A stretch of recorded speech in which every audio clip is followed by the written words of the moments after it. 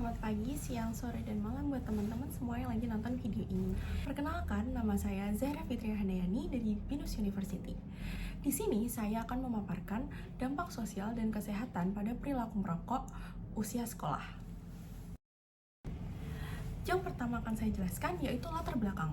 Proyek ini didasari dari perilaku merokok pada anak usia sekolah yang merupakan fenomena sosial sangat memprihatinkan di Indonesia. Meski ada regulasi yang melarang penjualan rokok kepada anak-anak, implementasinya sangat belum efektif.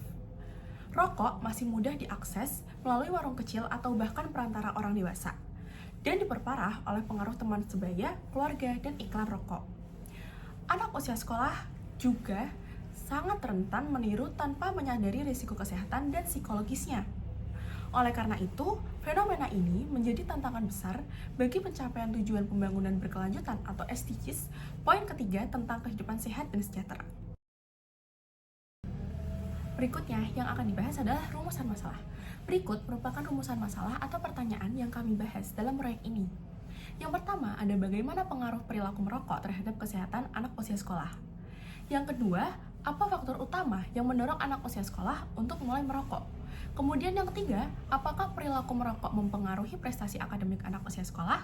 Kemudian yang keempat, apa saja dampak sosial yang dirasakan oleh anak-anak perokok, baik di lingkungan sekolah maupun masyarakat? Terakhir, bagaimana tingkat pengetahuan dan kesadaran anak-anak serta orang tua mengenai bahayanya merokok?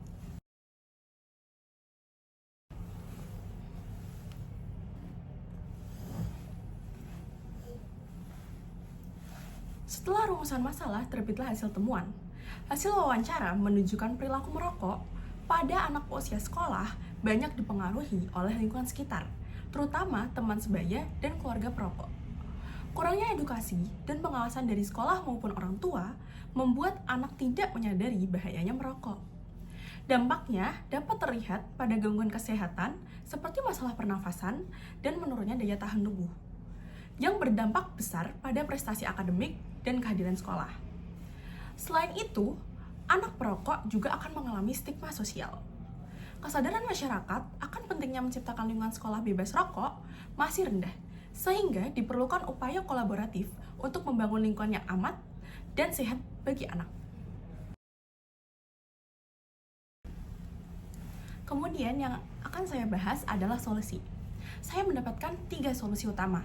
Solusi yang pertama adalah program edukasi dan sosialisasi.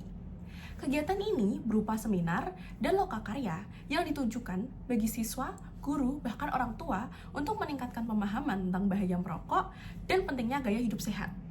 Materi ini disampaikan melalui presentasi interaktif, diskusi kelompok, serta pembagian bahan edukatif. Materi ini bisa disampaikan oleh dokter atau bahkan guru-guru di sekolah. Yang kedua, kemudian, pembentukan kelompok anti rokok bisa membentuk komunitas siswa yang berfungsi sebagai agen perubahan untuk mengajak rekan-rekan mereka menjauhi rokok melalui kegiatan positif, seperti olahraga, seni, dan kampanye kreatif. Bisa membentuk seperti agen sekolah ramah anak yang sudah diimplementasikan pada banyak SMP di Indonesia.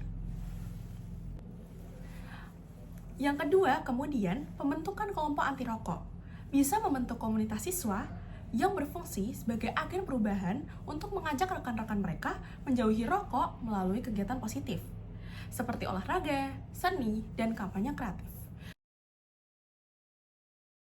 Media sosial merupakan platform yang sangat dekat dengan kehidupan remaja dan pelajar masa kini.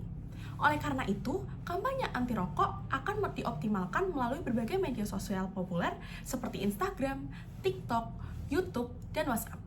Kampanye ini bertujuan untuk menyampaikan pesan-pesan edukatif yang menarik, informatif, dan mudah dipahami dengan gaya komunikasi yang sesuai dengan tren anak muda. Konten kampanye akan dirancang secara kreatif dalam bentuk video pendek, infografis, dan animasi, yang mendorong partisipasi aktif siswa. Selain itu, kampanye ini juga akan melibatkan beberapa influencer muda, alumni, dan tokoh inspiratif, yang dapat menjadi panutan bagi para pelajar. Materi kampanye akan berfokus pada dampak perokok terhadap kesehatan, prestasi, dan hubungan sosial, serta ajakan untuk memilih gaya hidup sehat dan produktif. Kemudian, refleksi pribadi. Melalui proyek ini, saya mendapatkan pemahaman yang mendalam tentang dampak sosial dan kesehatan dari perilaku merokok pada anak, serta relevansi nilai-nilai Pancasila dalam kehidupan nyata. Sila kedua menegaskan pentingnya perlindungan hak anak atas informasi dan lingkungan sehat. Sementara sila ketiga tercermin dalam semangat gotong royong tim. Proyek ini juga menekankan pentingnya keadilan sosial, yaitu sila kelima, dalam memastikan setiap anak mendapatkan akses edukasi kesehatan. Pengalaman ini memperkuat komitmen saya sebagai Binusian Global Agent of Change untuk terus berkontribusi menciptakan masyarakat yang lebih sehat dan berkeadilan. Sampailah kita pada bagian kesimpulan.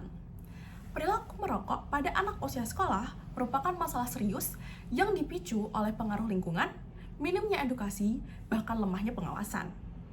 Dampaknya mencakup gangguan kesehatan, penurunan prestasi akademik, bahkan stigma sosial.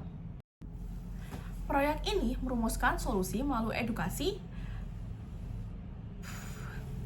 Proyek ini merumuskan solusi melalui edukasi, pembentukan komunitas anti rokok, penguatan aturan sekolah, dan kampanye media sosial. Melalui refleksi nilai-nilai Pancasila, proyek ini menegaskan pentingnya kolaborasi semua pihak dalam menciptakan lingkungan yang sehat dan aman bagi anak-anak sebagai wujud nyata kontribusi terhadap pembangunan berkelanjutan. Sekian dari saya, terima kasih.